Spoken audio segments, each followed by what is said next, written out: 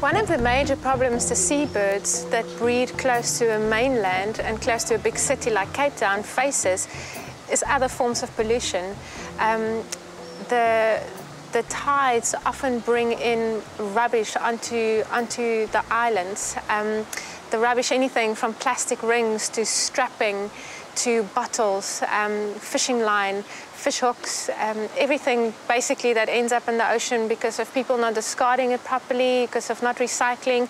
Even rubbish that people discard in rivers eventually end up in the ocean.